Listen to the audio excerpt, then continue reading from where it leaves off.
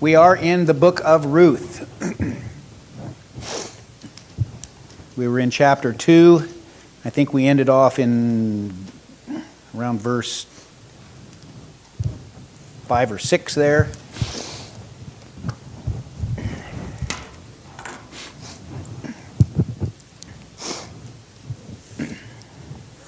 As I was saying, this was before, this is a fairly short book in the Bible. But boy, it has a lot to say, especially to us, I believe. I mean, we look at this, and it's one of those classic stories, that the children have in their Bible study hour in the mornings, about Ruth and Boaz and the love story and everything. But boy, there is a lot of meat in this. It's not just a story. I think last week we left off in around... Well, we discussed just in verse 4, just then Boaz arrived from Bethlehem and greeted the harvesters. "The Lord be with you." "The Lord bless you," they called back. We made a comment, how would it be in a world today if we had that kind of a relationship with our employer? What would that be like?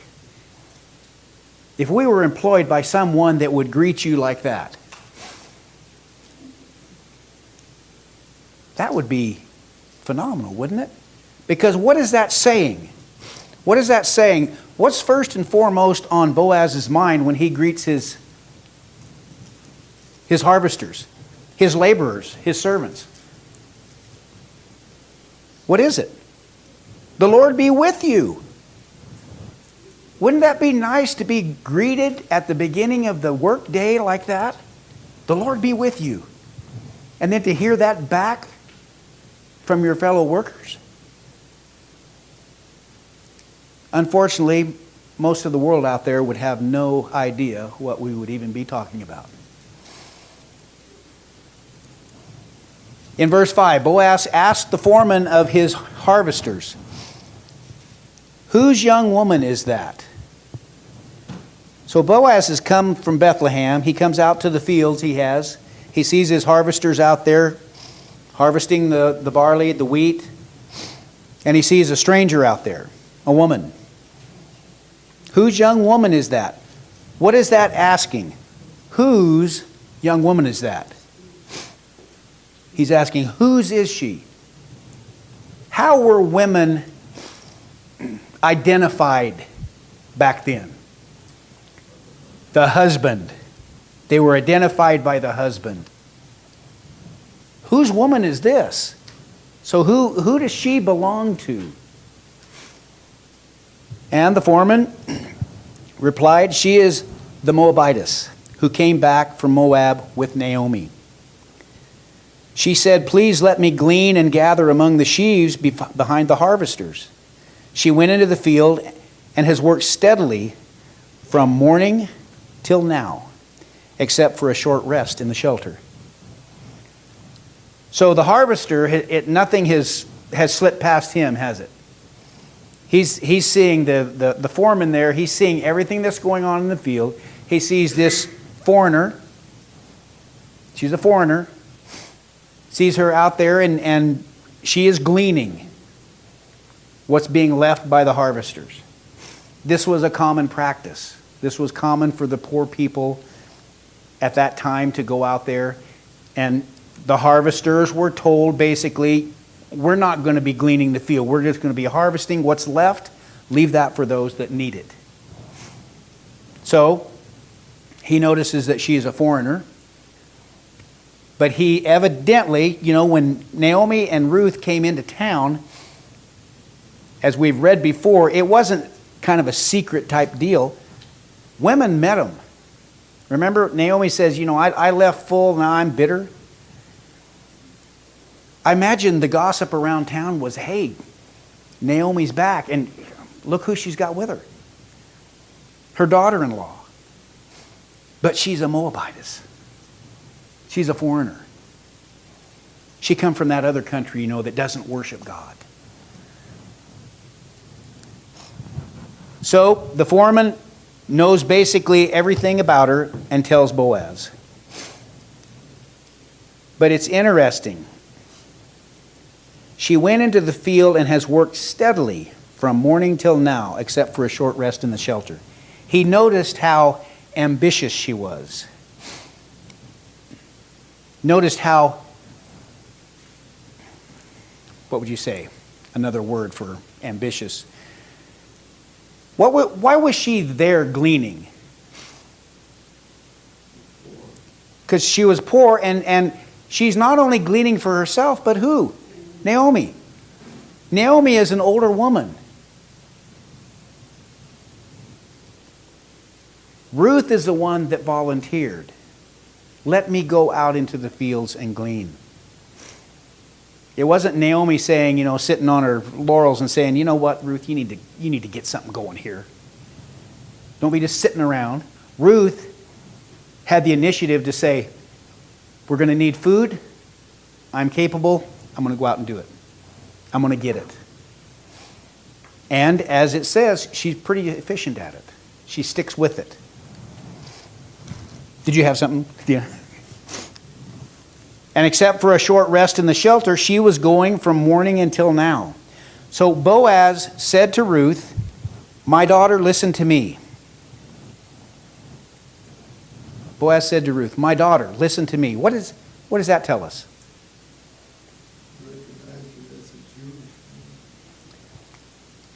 That and, well, was she Jewish?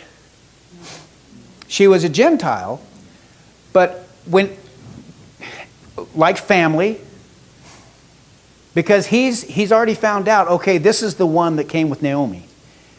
Now, how was Boaz related to Naomi? Remember?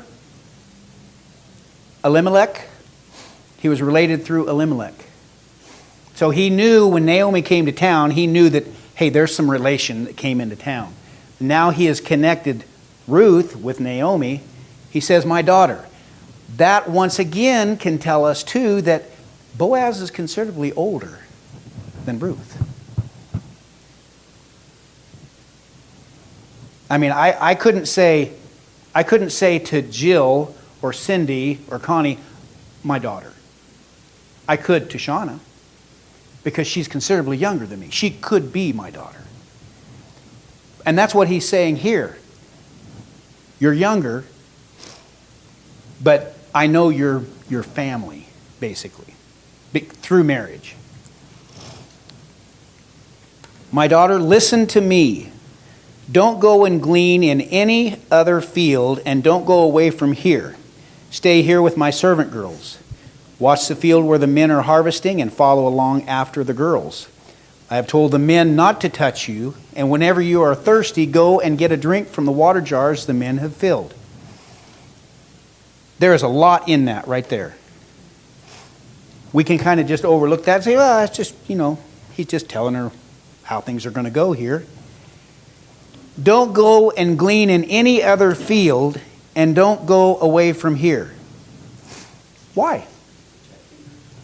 Protection. Don't go anywhere else to glean. Stay here. And then also, stay here with my servant girls. Okay, she went from what? A foreigner to basically one of his servant girls. As was said, more or less went from a nothing to something. Now remember, how did all of this happen? How did she happen to go to Boaz's field? Did Naomi said, I want you to go over there a quarter mile, take a left, and that one field on the right, that's where I want you to glean? Is that how it happened? Nope. How did it happen? She just knew she had to go to the field. She had to go to a field And then she ended up in Boaz. Right. She just ended up by happenstance. She just ended up there, right? Just by luck? Providence. Right there. God's providence. What about Boaz coming from Bethlehem that day that she happened to start gleaning? Was that planned? That Ruth was going to be there that day? That, once again, God's providence. Do we ever consider God's providence in our life? how things happen, how things will transpire, and we think, that must have just been lucky. Nope. I don't think there's luck. I think it's God's providence on everything that happens. Because He's got a plan. He had a plan for Ruth right here. From the very beginning, He knew exactly. When Elimelech left Bethlehem, he knew exactly what was going to happen with Ruth when they came back. Did Naomi and Ruth have any ideas on that? They had none. When Naomi left with Elimelech and the two boys and went off to Moab, they had no idea what was going to happen. They probably had inklings. Elimelech probably had an inkling that, his boys are probably going to find some Moabite women because they were of marrying age. Had no idea, though, that his sons would die, that he would die. None. But yet all of this is transpiring right now by God's providence working. Yes. It also started with the decision that Ruth made to go with Naomi. Right. She could have stayed there. She could have stayed back with her sister, Orpah, I think it was. Orpah. She could have went with her. But because her loyalty Was to Naomi. Because honestly, what did Naomi have going for her? Nothing. Nothing. She's going back to a city, yes, that's where she came from, and maybe someone would take her in. Maybe. But she had nothing. But that's the cool thing when you look in 1:16, when Ruth says, "Your people shall be my people, and your God my God." Mm-hmm. Naomi must have said things and lived a life, even though at this moment she's bitter. Right. But Ruth saw something. She said, "Your God my God." Right. There was some Communication of something. there was an aura about her that she worshiped the one God, Jehovah. And Ruth recognized that. That brings us to another point. How much are we exuding that aura that God is number one in our lives? That He's the only thing that matters? That people will see a difference like Ruth did in Naomi? Are we exuding that? Is that coming out of our pores? Or do we just kind of cover it up? Like, hey, this is mine. She had to have done something to convince Ruth that I need to stay with this woman. Dina.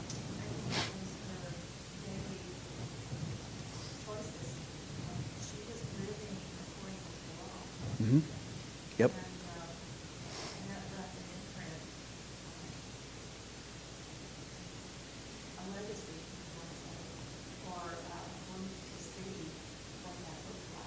Right. Mm-hmm. Right. And that's to say, Naomi worshiped God, but she still got bitter, didn't she? God is not smiling on me right now. He's taken everything that was precious to me. And then Orpah leaves too. She gave him the chance. But remember, and I know this kind of goes back, we're going back and forth that, but remember, what time was this in biblical history? This was a time of the judges. Not the kings, but the judges. And God basically done things in His people's life that would draw them back to them. It was anything goes. Paul. It says she was bitter. She was bitter for the loss of her She Mhm. wasn't bitter at God. No. She did not do as Job's wife and curse him. Right. Say that Naomi didn't have anything, physical things. Right. But Ruth had to have seen her in her hope Right. among God's people. A hope that was impossible had she gone back to it. Right. Because the Moabites did not worship God, did they?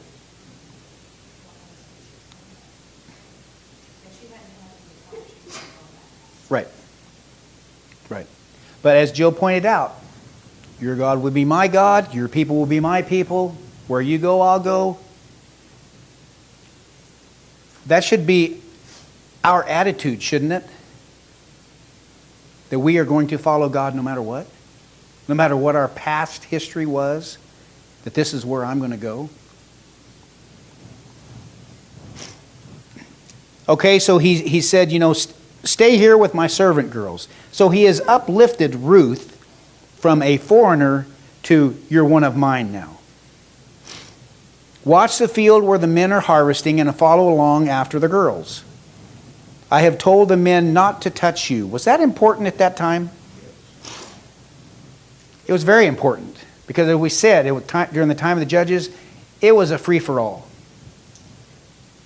Men would do whatever they wanted to do. And you have a foreigner out here in the field, open season there. But he told them, don't touch her. And whenever you are thirsty, go and get a drink from the water jars the men have filled. Who normally filled the water jars? The women. The men filled them here. In the women, where did a foreigner stand in rank? Bottom end. What is he telling her here?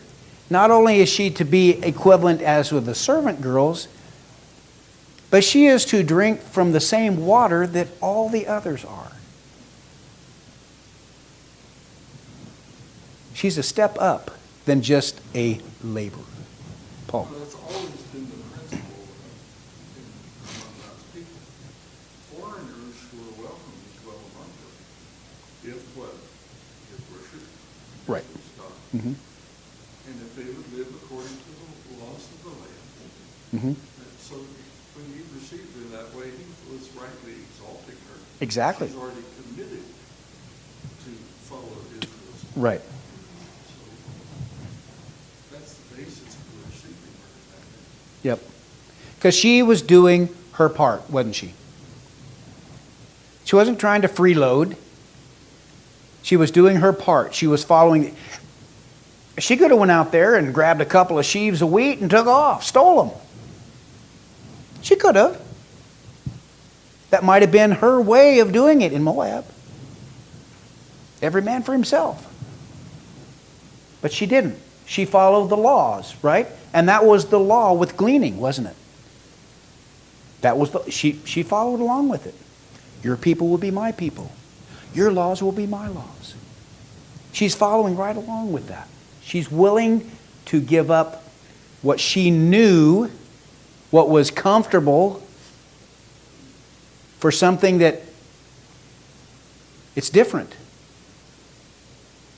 But I have Naomi as an example, and I'm going to follow. So after Boaz is telling her all of this, what does she do? At this, she bowed down with her face to the ground. She exclaimed, "Why have I found such favor in your eyes that you notice me, a foreigner?" Did she stand right up to him? She did what? She bowed down with her face to the ground. What is that showing? Humility. Humility. Knowing. Respect. Having a contrite heart. knowing that he didn't have to say that. Remember, she's a foreigner. She's admitting to herself, I am a foreigner. Why are you doing this? You could kick me out of this field. You could say, I have to get my own water. You could say, you know what? I've got a bunch of men in the field and they haven't been with a woman for quite some time. You're on your own. He could have. But he didn't, did he? He was protecting her. And she is realizing that. She is realizing, this is a protector. This is my Redeemer.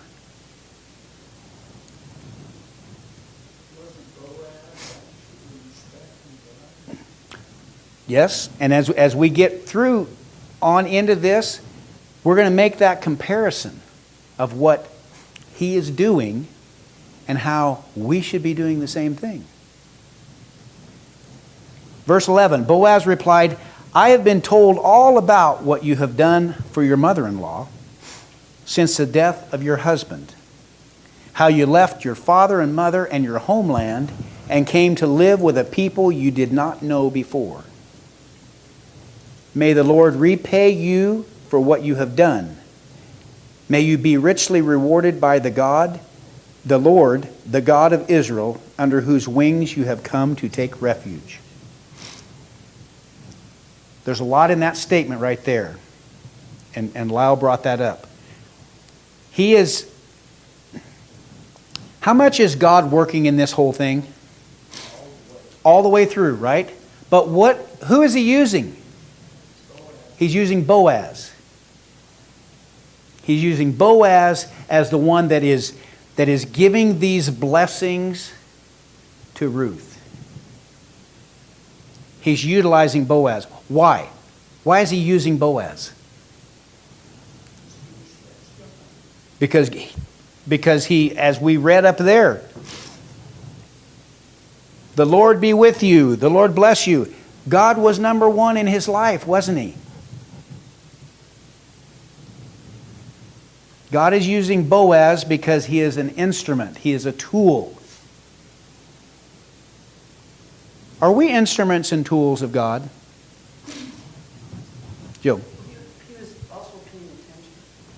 Paying attention, Because he exactly. was a busy man, probably, but he took the time to pay attention.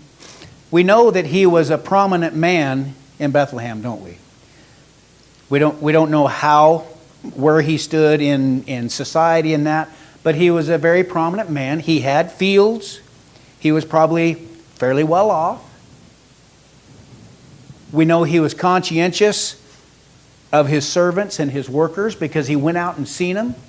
I would imagine some owners probably didn't do that quite as much. He was probably a good businessman. He was well respected.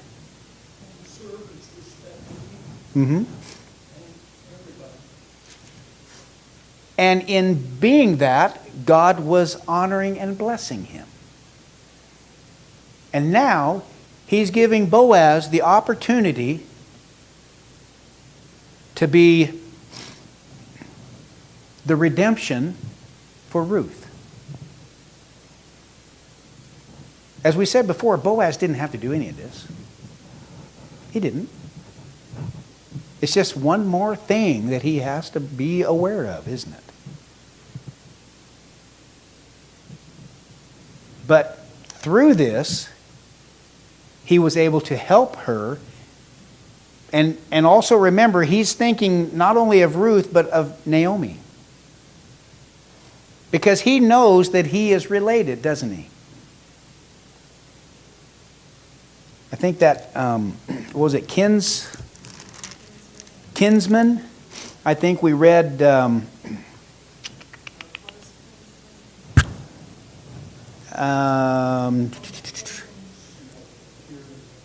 right.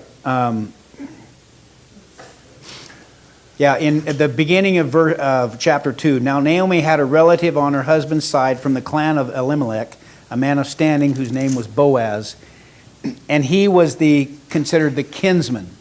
It was the only possible chance, basically, that Naomi had of being taken care of.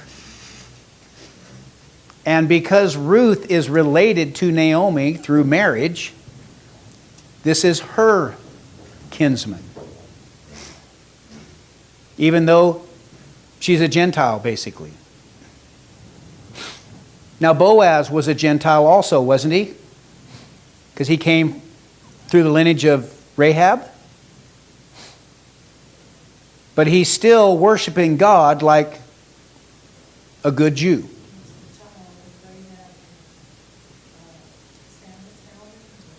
Salmon. I know. I love this book because it has salmon in it. You know it?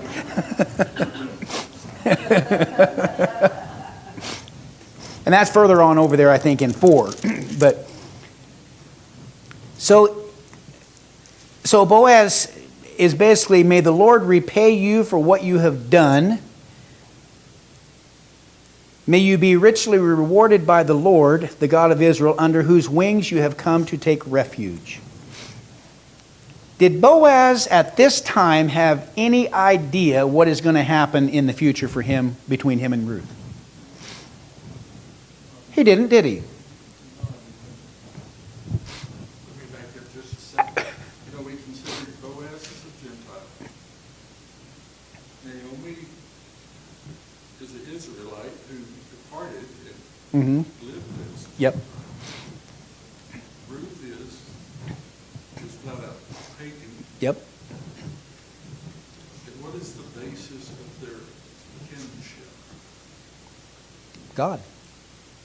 Faith in God. Yep. It didn't matter Didn't matter where they were originally from. genetically or Right. anything else. Exactly. The true kinship is like faith, or what we call fellowship. Right. You know, when the gospel came, who did it go to first? The Jews. And then it went what? To the Gentiles, right? Did the Jews like that? They didn't like that at all. They wanted to be exclusive, didn't they? But that wasn't God's plan, was it? And we read about that in the New Testament, right? What is this showing us here? Is this a prerequisite of what's going to happen? That God wants everyone. I mean, when it was said, It's like Paul said, all the law, if you, yes, it didn't matter. if you, We're not a Jew, it could be a Gentile. right, Be a man. if you follow God and His ways, you belong to Him. God is already using, working through Gentiles Mm-hmm. at that time Yep. Rahab. to bring Naomi back into the faith. Mm-hmm. Bring the pagan also. Into the faith. Yep. Isn't that amazing? And yet today, isn't it amazing when we see someone that we think there is no way that they will ever make it as a Christian? No way. Would never consider them at all. And yet God works His providence and they become a Christian and they become a pillar that we look up to and we think, how did that happen? When God made His promise to Abraham, it was for all. Mhm. Through Abraham, all nations were going to be blessed. Yep. And so that was telling that Gentiles were going to be a part of God's Mhm. plan. Yep. God wanted all of His creation. Right. And He follows it through into the New Testament. He said that He wanted that all men come. All men. Yep. Exactly. Yep. Wow.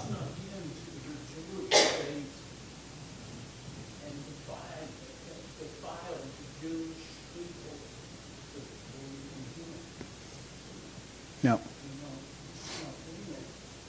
And then said, oh, it's old.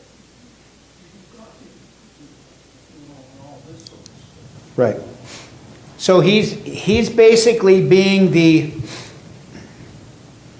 the instrument that God is using to bless Ruth. And shouldn't we be the same? Shouldn't we be open to God using us to do whatever His providence is, isn't it? In that, shouldn't that be our attitude? That we're open to whatever God you want us to do to help those in need or whatever? That should be something that should be instilled in us, shouldn't it? Are we always open to that? Are we always open to what God wants us, how He wants us to do things? No. Things happen in our life that we don't understand. It blows us away. Why? Why is this happening? I'm sure that we went through the same thing with Naomi as she's traveling back to Bethlehem. Lord, why is this happening? I've lost my husband. I've lost my sons. I have nothing. I don't understand. But she continues to travel back to Bethlehem, doesn't she? She doesn't just throw up her hands in Moab and say, well, I guess, God left me. I'm not going to have anything to do with Him now. I'm in the perfect place. I can start worshiping some other God. That isn't the way she thought, was it? She continued trudging back to Bethlehem, even though she was bitter. Can't you see that she's bitter also because it wasn't her choice to go to Moab? Right. It was Elimelech's. He's the one that said, hey, we're leaving. She had to pay the price for it. Yeah. That's generally kind of what happens, isn't it? The man decides, hey, the job's better, the grass is greener, we're leaving. We're going. And they don't always agree. It's like, hey, I'm fine right here. No, we don't need to be going there. We'll do it with a little less. We don't need to go over there. But as a faithful wife, she followed, didn't she? And then all this calamity happened. And yet she still did not lose her faith in God. No matter what happened. She still stuck with it. That kind of faith is what Ruth seen. I don't think she had that kind of faith in their gods in Moab. There's no other God that is like our God. They will always let you down. The others will always let you down. But she's seen a faith that Naomi had in her God that she wanted. And that's why she made the claim that no matter what, I'm following you. We don't know how much on Orpah, we don't know how much of Naomi's faith was instilled in her, because we don't have any record of what happened after that.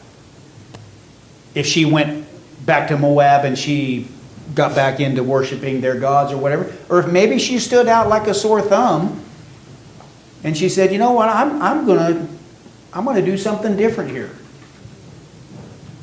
I hope she did, but probably unlikely. Because when you surround yourself with pagan worship in that, it's pretty hard to stand for God, isn't it? That's why He gives us a lot of instruction in the New Testament how we should live our life and what kind of people we should be around and what our fellowship should be with, not of the world. We got to be in the world. We don't have to be of it. Jill and then Lyle. It was just I had to use a wheelchair in the airport because of my legs. Mm-hmm. And so I visit with people, And in the Portland airport, I met a man who was pushing me named Sebastian. And we got to talking, and he had lost his mother to a drunk driver when he was a little kid.